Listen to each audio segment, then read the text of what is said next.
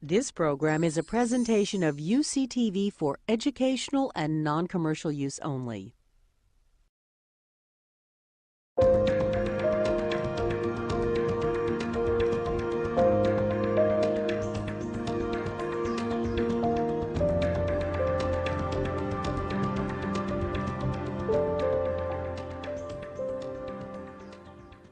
Fully 75% of breast cancer and colon cancer deaths could be prevented if we had somewhere between 40 and 60 nanograms per milliliter of a vitamin D blood serum level in our bodies.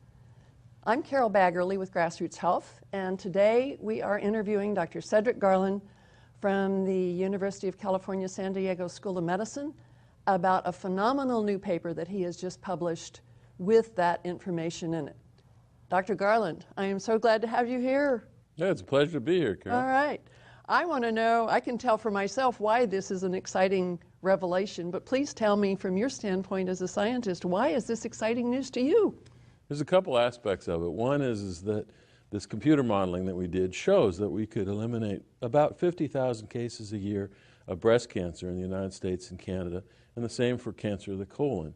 And we're pretty excited about that because these are hard diseases to prevent. We estimate we could prevent 75% of deaths in cancer patients. We think we could reduce the mortality precipitously. And also, this is the first time where we've been able to present a new model for the cause of cancer. It's called the dynamite model. It starts with a capital D, which refers to decoupling of cells. It could equally refer to vitamin D because vitamin D prevents this process.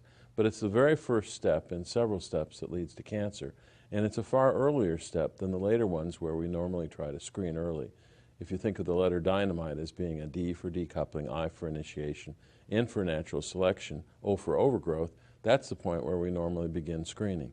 But now we have a method of screening beginning with a D, far before the cancer even has an opportunity to undergo any further growth. It's a more rational approach to screening. We'll detect cancers earlier, we'll head them off, and we won't be dealing with more or less untreatable cancers, which is what we must face now most of the time. And the implications for our current way of doing things? Well, it would revolutionize screening because we no longer will have to wait until a tumor has formed in order to detect it, but we can intervene early with the vitamin D test that allows people to determine the level of vitamin D in their blood. It's a metabolite called 25-vitamin D.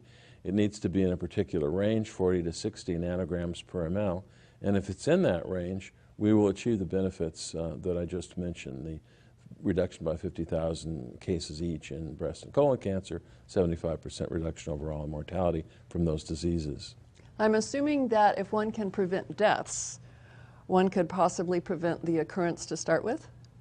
Well, that's what the 50,000 of each disease is. We're actually preventing the occurrence in most people, but in the percentage that develops it, we have a means of keeping them from dying and keeping the cancer from coming back after the definitive treatment has been performed. That's fantastic. And where is this paper published? It's in Annals of Epidemiology. Mm-hmm. And the published date is? It's April 14th. Fantastic. And what should individuals do? I mean, people that have listened to this, what should they do? Partner up with the doctor and order a test for vitamin D. Oh, if you're not able to partner up with your doctor on it, order the test anyway. The important thing is to get a test done to determine what the level of vitamin D is in the blood and seek counsel about what the appropriate level is. A consensus of experts in the field, scientists and physicians, has recently released a call to action specifying 40 to 60 nanograms per ml of serum 25-hydroxyvitamin D. So that's a reasonable target until you have the program fully worked out.